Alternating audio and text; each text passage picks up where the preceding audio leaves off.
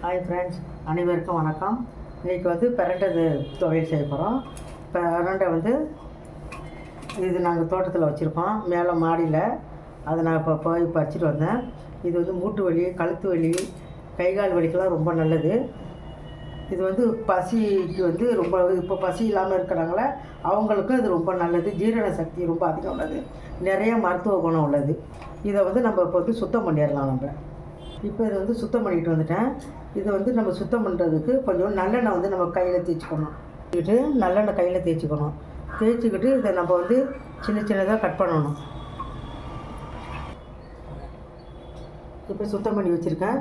எப்பயுமே வந்து நல்லெண்ணெய் வந்து கையில் தடவிட்டு தான் இது வந்து எடுக்கணும், இல்லைன்னா ஒரு மாதிரி அரிக்கும் கை. இப்போ தேவையானது தக்காளி, வெங்காயம், சின்ன வெங்காயம் வச்சுருக்கிறேன். ஃபஸ்ட்டு ஒரு கடாய் வச்சுருக்கோம். கடாயில் செஞ்சால் நல்லாயிருக்கும். இதை கொஞ்சம் ஊற்றி அதுமாதிரி வதக்கலாம். கடலைப்பருப்பு போடுங்க.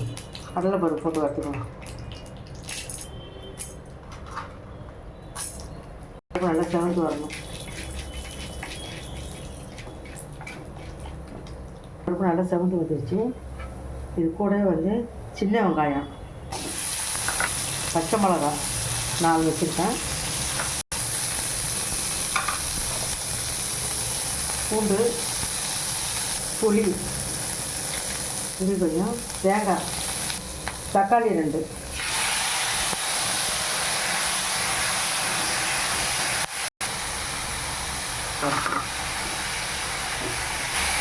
இந்த பிரண்டையும் நல்ல பெரிய வறுத்து வச்சுக்கணும். இது ரொம்ப பயனுள்ளது. இது இப்போ நல்லா வதங்கி வச்சுட்டு இதை வேறு பாத்திரத்துக்கு மாற்றி இப்போ கொஞ்சம் நேரம் ஆற வச்சுக்கணும். இப்போ இதை அரைச்சிட்டு வந்தாச்சு. இதுக்கு ஒரு தாளிப்பு கொடுத்துடலாம். எண்ணெய் ஊற்றிக்கலாம்.